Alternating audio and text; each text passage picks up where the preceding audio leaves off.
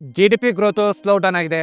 ಇಂಡಿಯಾದಲ್ಲಿ 20% down fall ಅಲ್ಲಿ ಇದಾವೆ. ಇಂಡಿಯನ್ ಹೌಸ್ ಹೋಲ್ಡಿಂಗ್ ಇನ್ಕಮ್ ಜಾಸ್ತಿ ಆಗೋ ಬದಲು ಕಡಿಮೆ ಆಗ್ತಿದೆ. ಜಾಬ್ ಪ್ರಾಬ್ಲಮ್ ಅಂದ್ರೆ ಜನರ ಜೊತೆ ಮನಿ ಇಲ್ಲ ಅಂದ್ರೆ ಮಾರ್ಕೆಟ್ ಅಲ್ಲಿ ಏನು ಬೈ ಮಾಡೋದಿಲ್ಲ. ಕಾರ್ಸ್ ವೆಹಿಕಲ್ಸ್ ಸೇಲ್ಸ್ ಗ್ರೋತ್ ತುಂಬಾ ಕಮ್ಮಿ ಆಗಿದೆ. This is not good for company people. ಇದಕ್ಕೆ ಸೊಲ್ಯೂಷನ್ ಇದೆ. ಹಲೋ ವಿವಾಸ್, ಇಂಡಿಯಾದಲ್ಲಿ ಮಿಡಲ್ ಕ್ಲಾಸ್ ಪೀಪಲ್ ದೊಡ್ಡ ಡೌನ್ ಫಾಲ್ ಅಲ್ಲಿ ಇದ್ದಾರ. ಇದನ್ನ ಅರ್ಥ ಮಾಡಿಕೊಳ್ಳಲು ಶಾಕಿಂಗ್ ನ್ಯೂಸ್ ಶೇರ್ ಮಾಡ್ತೀನಿ. ಫಸ್ಟ್ ನ್ಯೂಸ್, ಇಂಡಿಯಾದ inflation rate last 14 month all time high 6.21% ಜಾಸ್ತಿ ಆಗಿದೆ. 2023 ಅಕ್ಟೋಬರ್ ನಲ್ಲಿ 4.87% ಇನ್ಫ್ಲೇಷನ್ ರೇಟ್ ಇತ್ತು. ಈ ವರ್ಷ ಅಕ್ಟೋಬರ್ ಅಲ್ಲಿ 6.21% ಜಾಸ್ತಿ ಆಗಿದೆ. RBI ಇನ್ಫ್ಲೇಷನ್ ರೇಟ್ 6% ಗಿಂತ ಕಡಿಮೆ ಇರಲು ಬಯಸುತ್ತೆ, ಬಟ್ ಇವಾಗ ಜಾಸ್ತಿನೇ ಆಗಿದೆ. ಅಂದರೆ ನೀವು ಯೂಸ್ ಮಾಡುವ ಪ್ರಾಡಕ್ಟ್ಸ್ ಅದರ ಬೆಲೆ ಜಾಸ್ತಿ ಆಗ್ತಾನೆ. Second news, Nestle India managing director ಅವರ ಪ್ರಕಾರ ಇಂಡಿಯಾದಲ್ಲಿ ಮಿಡಲ್ ಕ್ಲಾಸ್ ನಂಬರ್ ಕಮ್ಮಿ ಆಗ್ತದೆ. ಸೇಲ್ಸ್ ಗ್ರೋತ್ 1 to 2% ಅಷ್ಟೇ ಜಾಸ್ತಿ ಆಗ್ತದೆ. Asian paint company sales growth ತುಂಬಾ ಡೌನ್ ಫಾಲ್ ಆಗಿದೆ. ಫೈನಾನ್ಸ್ ಮಿನಿಸ್ಟರ್ ಇಂಡಿಯಾದಲ್ಲಿ ಕನ್ಸಂಪ್ಷನ್ ಗ್ರೋತ್ ಡೌನ್ ಫಾಲ್ ಆಗ್ತದೆ ಅಂತ ಒಪ್ಪಿಕೊಂಡಿದ್ದಾರೆ. ಫಾರಿನ್ ಇನ್ವೆಸ್ಟರ್ಸ್ ಲಾಸ್ಟ್ 2 ಮಂತ್ಸ್ ಅಲ್ಲಿ 1.5 lakhs crore ಇನ್ವೆಸ್ಟ್ಮೆಂಟ್ ಸೇಲ್ ಮಾಡಿದ್ದಾರೆ. ಲಾಸ್ಟ್ ಒಂದಷ್ಟಲ್ಲಿ 2.7 lakhs crore ಸೇಲ್ ಮಾಡಿದ್ದಾರೆ. ಫಾರಿನ್ ಇನ್ವೆಸ್ಟರ್ಸ್ ತುಂಬಾ ಇಂಪಾರ್ಟೆಂಟ್. ಇವರು ಒಂದು ದೇಶದಲ್ಲಿ ಜಾಸ್ತಿ ಇನ್ವೆಸ್ಟ್ ಮಾಡ್ತಿದ್ದಾರೆ ಅಂದ್ರೆ ಆ ದೇಶದ ಎಕಾನಮಿ ಗ್ರೋ ಆಗ್ತಿದೆ ಅಂತ ಅರ್ಥ. ಇದಕ್ಕೆ ರೀಸನ್ಸ್ ಲೈಕ್ ಚೈನಾದಲ್ಲಿ ಎಕಾನಮಿ ಬೂಸ್ಟರ್ ಆಗಕ್ಕೆ ದೊಡ್ಡ ಪ್ಯಾಕೇಜ್ ಅನೌನ್ಸ್ಮೆಂಟ್ ಮಾಡಿದ್ರು. ಇನ್ನೊಂದು ರೀಸನ್, ಅಮೆರಿಕದ ಸ್ಟಾಕ್ ಮಾರ್ಕೆಟ್ ಅಲ್ಲಿ ಆನ್ಯುವಲಿ 8 to 10% ಅಷ್ಟೇ ರಿಟರ್ನ್ಸ್ ಸಿಗೋದು. ಬಟ್ ಇಂಡಿಯಾ ಒಂದು ಡೆವಲಪಿಂಗ್ ದೇಶ. ಫಾರಿನ್ ಇನ್ವೆಸ್ಟರ್ಸ್ ಇಂಡಿಯಾದಲ್ಲಿ ವರ್ಷಕ್ಕೆ 15 to 16% ರಿಟರ್ನ್ಸ್ ಬಯಸುತ್ತಾರೆ. ಅದರಲ್ಲಿ ಪೋಸ್ಟ್ ಟ್ಯಾಕ್ಸ್ ಹೋಗಿ 12 to 13% ರಿಟರ್ನ್ಸ್ ಸಿಗುತ್ತೆ. ಬಟ್ ಗೊತ್ತೇ ಇದೆ, ಡಾಲರ್ ಅಂಡ್ ರುಪಿ ವ್ಯಾಲ್ಯೂ ತುಂಬಾ ಕಮ್ಮಿ ಆಗ್ತದೆ. ಇದರಿಂದ ಫಾರಿನ್ ಇನ್ವೆಸ್ಟರ್ಸ್ಗೆ ವರ್ಷಕ್ಕೆ 4% ಲಾಸ್ ಆಗುತ್ತೆ ಅವರು ಸ್ಟಾಕ್ನ ಸೇಲ್ ಮಾಡಿದಾಗ. ಇದರಿಂದ ಅವರಿಗೆ 16% ಬದಲು 12-13% ರಿಟರ್ನ್ ಸಿಗುತ್ತೆ. ಪ್ಲಸ್ ಪೋಸ್ಟ್ ಟ್ಯಾಕ್ಸ್ ಹೋಗಿ 10% ರಿಟರ್ನ್ ಸಿಗ್ಬೋದು. ಸೊ ಅವ್ರಿಗೆ ಲಾಸ್ ಆಗುತ್ತೆ. ಅದಕ್ಕೋಸ್ಕರ ಚೈನಾದಲ್ಲಿ ಇನ್ವೆಸ್ಟ್ ಮಾಡಿದ್ರೆ ಸ್ವಲ್ಪ ರಿಟರ್ನ್ಸ್ ಜಾಸ್ತಿ ಸಿಗುತ್ತಂತ ಅಲ್ಲಿಗೆ ಇನ್ವೆಸ್ಟಿಂಗ್ ಮಾಡ್ತಿದ್ದಾರೆ. ನೆಕ್ಸ್ಟ್ ನ್ಯೂಸ್, ಇಂಡಿಯಾದಲ್ಲಿ passengers companies sales growth 19% drop ಆಗಿದೆ. Plus inventory cars sales growth ಜಾಸ್ತಿ ಆಗಿದೆ. ಇದೇ ರೀತಿ ಹಲವಾರು ನ್ಯೂಸ್ ನಿಮಗೆ ಶೇರ್ ಮಾಡಬಹುದು. ಎಲ್ಲ ಆಂಗಲ್ ಇಂದ ಅಬ್ಸರ್ವೇಷನ್ ಮಾಡಿದ್ರೆ ಇಂಡಿಯಾದಲ್ಲಿ ನಿಜವಾಗಿಯೂ ಪ್ರಾಬ್ಲಮ್ ನಲ್ಲಿರೋದು ಮಿಡಲ್ ಕ್ಲಾಸ್ ಪೀಪಲ್. ಯಾಕೆ ಮಿಡಲ್ ಕ್ಲಾಸ್ ಪೀಪಲ್ ಪ್ರಾಬ್ಲಮ್ ನಲ್ಲಿ ಇದ್ದಾರೆ? ನೀವು ಕೂಡ ಮಧ್ಯಮ ವರ್ಗಕ್ಕೆ ಸೇರಿದವರಾಗಿದ್ದಾರೆ. ಈ ಶಾಕಿಂಗ್ ವಿಡಿಯೋ ನೋಡೋದು ತುಂಬಾ ಮುಖ್ಯ.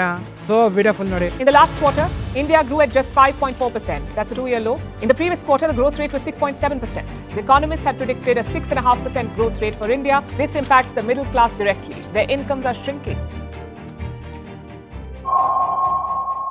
ಬೇಜಾರಿನ ವಿಷಯ, ಇಂಡಿಯಾದಲ್ಲಿ ಹಿಸ್ಟ್ರಿ ನೋಡಿದ್ರೆ ಮಿಡಲ್ ಕ್ಲಾಸ್ ಪೀಪಲ್ ಅವರ ಟ್ಯಾಕ್ಸ್ ನ ಜಾಸ್ತಿ ಮಾಡ್ತಾನೆ ಬಂದಿದ್ದಾರೆ ಗೌರ್ಮೆಂಟ್ಗಳು. ಬಟ್ ಕಟ್ಟುವ ಟ್ಯಾಕ್ಸ್ಗೆ ರಿಟರ್ನ್ಸ್ ಆಗಿ ಯಾವುದೇ ಫೆಸಿಲಿಟಿ ಅವರಿಗೆ ಸಿಗೋದಿಲ್ಲ. ಇದ್ರ ಬಗ್ಗೆ ಇಂಡಿಯನ್ ಇನ್ಕಮ್ ಟ್ಯಾಕ್ಸ್ ವಿಡಿಯೋದಲ್ಲಿ ಎಕ್ಸ್ಪ್ಲೇನ್ ಮಾಡಿದ್ದೆ. ಇಂಡಿಯಾದಲ್ಲಿ ಓನ್ಲಿ 2% ಮಿಡಲ್ ಕ್ಲಾಸ್ ಗೌರ್ಮೆಂಟಿನ ಟೋಟಲ್ ಟ್ಯಾಕ್ಸ್ ಕಲೆಕ್ಷನ್ ಅಲ್ಲಿ 20 to 27% ಇನ್ಕಮ್ ಟ್ಯಾಕ್ಸ್ ಕಟ್ತಾರೆ. 55% ಪಾಪ್ಯುಲೇಷನ್ ಕೃಷಿ ಮಾಡುತ್ತೆ, ನೋ ಟ್ಯಾಕ್ಸ್. 90% ಪಾಪ್ಯುಲೇಷನ್ ಅವರ ಮಂತ್ಲಿ ಇನ್ಕಮ್ 25,000 ರೂಪಾಯಿ ಒಳಗೆ. ಅವರು ಇನ್ಕಮ್ ಟ್ಯಾಕ್ಸ್ ಸ್ಲ್ಯಾಬ್ ಅಲ್ಲಿ ಬರೋದೇ ಇಲ್ಲ. ಟಾಪ್ 5% ಇಂಡಿಯನ್ಸ್ ಅವರ ಮಂತ್ಲಿ ಇನ್ಕಮ್ 1 ಲಕ್ಷಕ್ಕಿಂತ ಜಾಸ್ತಿನೇ ಇರುತ್ತೆ.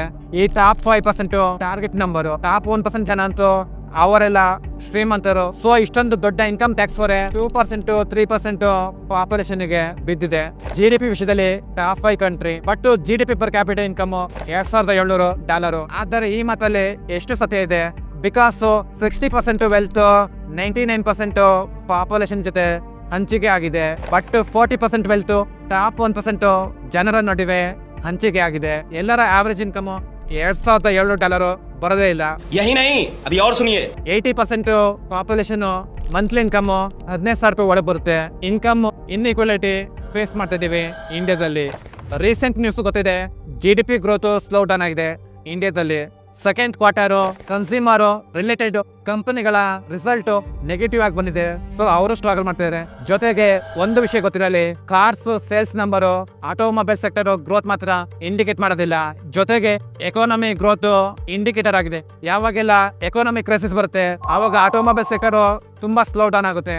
ಅಂದರೆ ಇಂಡಿಯಾದ ಆವರೇಜ್ ಸಿಟಿಸನ್ಸ್ ಅವರ ಜೊತೆ ಮನಿ ಪ್ರಾಬ್ಲಮ್ ಇದೆ ಅಂತ ಅರ್ಥ. ಅಂದರೆ ಕಾರು ವೆಹಿಕಲ್ಸ್ ಪರ್ಚೇಸ್ ಮಾಡೋ ಬದಲು ತುಂಬಾ ಅವಶ್ಯಕತೆ ಇರುವ ಪ್ರಾಡಕ್ಟ್ಸ್ ಪರ್ಚೇಸ್ ಮಾಡ್ತಿದ್ದಾರೆ ಅಂತ ಅರ್ಥ. ಇಂಡಿಯಾದಲ್ಲಿ 2 wheeler vehicles lower end middle class people ಜಾಸ್ತಿ ಪರ್ಚೇಸ್ ಮಾಡ್ತಾರೆ. ಪ್ಯಾಸೆಂಜರ್ಸ್ ವೆಹಿಕಲ್ಸ್ ಜಾಸ್ತಿ ಮಿಡಲ್ ಕ್ಲಾಸ್ ಪೀಪಲ್ ಪರ್ಚೇಸ್ ಮಾಡ್ತಾರೆ. SUV high end vehicles upper middle class ಅಥವಾ ರಿಚ್ ಪೀಪಲ್ ಜಾಸ್ತಿ ಪರ್ಚೇಸ್ ಮಾಡ್ತಾರೆ. ರೀಸೆಂಟ್ ಡೇಟಾ ನೋಡಿದ್ರೆ ಕಾರ್ಸ್ ವೆಹಿಕಲ್ಸ್ ಸೇಲ್ಸ್ ಗ್ರೋತ್ ತುಂಬಾ ಕಮ್ಮಿ ಆಗಿದೆ. But high end SUV vehicles sales growth ಜಾಸ್ತಿ ಆಗಿದೆ. ಇದರ ಅರ್ಥವೇನು? ಮಾರುತಿ ಸುಜುಕಿ SUV 20% ಗ್ರೋತ್ ಆಗಿದೆ. Mahindra and Mahindra SUV 25% growth ಆಗಿದೆ. 2 ವೀಲರ್ ವೆಹಿಕಲ್ಸ್ 14% ಗ್ರೋತ್ ಆಗಿದೆ. ಬಟ್ ಪ್ಯಾಸೆಂಜರ್ಸ್ ಸೇಲ್ಸ್ 19% ಡೌನ್ ಆಗಿದೆ. 10 ವರ್ಷ ಮುಂಚೆ mid and small cars sales share 64% ಇತ್ತು, ಇವಾಗ 35% ಕಮ್ಮಿ ಆಗಿದೆ. ಜೊತೆಗೆ 10 ವರ್ಷ ಮುಂಚೆ ಹೈ ಎಂಡ್ ಕಾರ್ಸ್ 18% ಶೇರ್ ಇತ್ತು, ಇವಾಗ 57% ಆಗಿದೆ. ಇದರ ಅರ್ಥವೇನು? ಒಂದು ಜನರ ಪ್ರಿಫರೆನ್ಸ್ ಚೇಂಜ್ ಇರಬಹುದು, ಇನ್ನೊಂದು ಜನರ ಬೈಯಿಂಗ್ ಪವರ್ ಕಮ್ಮಿ ಆಗ್ತಿರ್ಬೋದು, ಮೂರನೇದು ಮಿಡಲ್ ಕ್ಲಾಸ್ ಪೀಪಲ್ ನಂಬರ್ ಕಮ್ಮಿ ಆಗ್ತಿರ್ಬೋದು. Top FMCG stocks consumption sales growth flat ಅಲ್ಲಿದೆ. ಸೊ ಈ ಸ್ಟಾಕ್ಸ್ 15ರಿಂದ 20% ಡೌನ್ಫಾಲ್ ಅಲ್ಲಿದ್ದಾವೆ. ಸೊ ಇವರು ಸ್ಟ್ರಗಲ್ ಮಾಡ್ತಾ ಇದ್ದಾರೆ. ರೀಸನ್ ಏನಿರ್ಬೋದು? ಇನ್ಫ್ಲೇಷನ್ ರೇಟಿಂದ ಜನ ಪರ್ಚೇಸ್ ಮಾಡುವ ಪ್ರಾಡಕ್ಟ್ಸ್ ಪ್ರೈಸ್ ಜಾಸ್ತಿ ಆಗ್ತದೆ. ಸೊ ಜನ ಜಾಸ್ತಿ ಕನ್ಸಂಪ್ಷನ್ ಮಾಡ್ತಿಲ್ಲ. ಸೊ ಕಂಪನಿ ಸೇಲ್ಸ್ ಗ್ರೋತ್ ಕಮ್ಮಿ ಆಗ್ತದೆ. ಅಸಂಪ್ಷನ್ ಪ್ರಕಾರ FMCG ಸೇಲ್ಸ್ ಗ್ರೋತ್ 8 to 9% ಇರಬೇಕು, ಬಟ್ ಇವಾಗ 5 to 6% ಇದೆ, ತುಂಬ ಕಮ್ಮಿ ಆಗಿದೆ. ಇದು ಕನ್ಸಂಪ್ಷನ್ ಪೂವರ್ ನಂಬರು. ಬಟ್ ಇದನ್ನ ಅರ್ಥ ಮಾಡ್ಕೊಳಕ್ಕೆ ಕನ್ಸ್ಯೂಮರು ಅರ್ನಿಂಗ್ಸ್ ಅರ್ಥ ಮಾಡ್ಕೋಬೇಕಾಗುತ್ತೆ.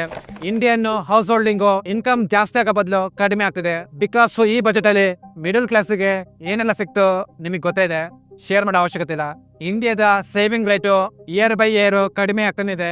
ಆಕ್ಚುಲಿ ಲಾಸ್ಟ್ 5 years ಲೋ ಅಲ್ಲಿದೆ. 10 ವರ್ಷ ಮುಂಚೆ ಸೇವಿಂಗ್ ರೇಟು 28% ಇತ್ತು.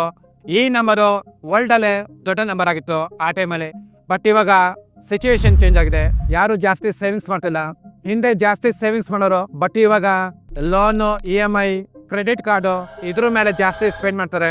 So picture is middle class income growth ಆಗ್ತಿಲ್ಲ, ಬಟ್ ಟ್ಯಾಕ್ಸ್ ಇನ್ಫ್ಲೇಷನ್ ರೇಟು ಜಾಸ್ತಿ ಆಗ್ತಾನಿದೆ. So result is consumption sales growth downfall ಆಗ್ತಿದೆ. ಇದರಿಂದ FMCG ಇನ್ನು ಹಲವಾರು ಸೆಕ್ಟರ್ಗೆ ಪ್ರಾಬ್ಲಮ್ ಆಗ್ತಿದೆ. ಈ ಸ್ಟೋರಿಲಿ FMCG ಕಂಪ್ನಿಗಳಿಗೆ ಪ್ರಾಬ್ಲಮ್ ಆಗ್ತಿದೆ, ಬಟ್ ಲೋನ್ ಸರ್ವಿಸ್ ಈ ರೀತಿಯ ಕಂಪನಿಗಳಿಗೆ ಜಾಸ್ತಿ ಬೆನಿಫಿಟ್ ಆಗ್ತಿದೆ. ಬಟ್ ಈ ಸಿಚುವೇಶನ್ ರೀಸೆಂಟ್ ಮಂತ್ಸ್ ಇಂದ ಸ್ಟಾರ್ಟ್ ಆಗಿರೋದು. ಗೌರ್ಮೆಂಟ್, RBI, ಫೈನಾನ್ಸ್ ಮಿನಿಸ್ಟರ್ ಮನಸ್ಸು ಮಾಡಿದ್ರೆ ಇದನ್ನ ಕಂಟ್ರೋಲ್ ಮಾಡ್ಬೋದು. ಇದೇ ಟ್ರೆಂಡ್ ಕಂಟಿನ್ಯೂ ಆದ್ರೆ ಇಂಡಿಯಾಗೆ ಬಿಗ್ ಪ್ರಾಬ್ಲಮ್. ಜನರ ಜೊತೆ ಮನಿ ಇಲ್ಲ ಅಂದ್ರೆ ಅವ್ರೇನು ಪರ್ಚೇಸ್ ಮಾಡೋದಿಲ್ಲ.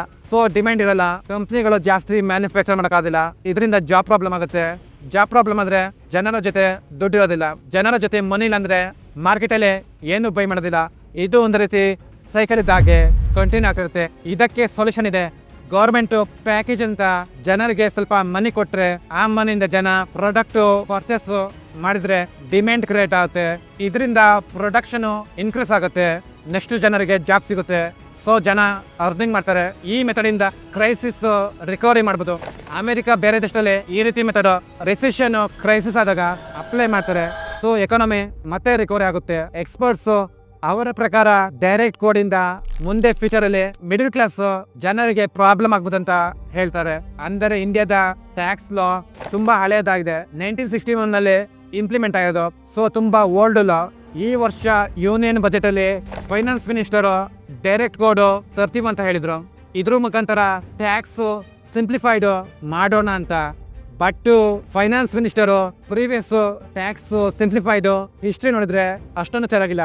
ಜುಲೈ ಬಜೆಟ್ ಅಲ್ಲಿ ಸಿಂಪ್ಲಿಫೈಡ್ ಹೆಸರಲ್ಲಿ ಪ್ರಾಪರ್ಟಿ ಇಂಡೆಕ್ಸೈಸೇಷನ್ ರಿಮೂವ್ ಮಾಡಿದ್ರು.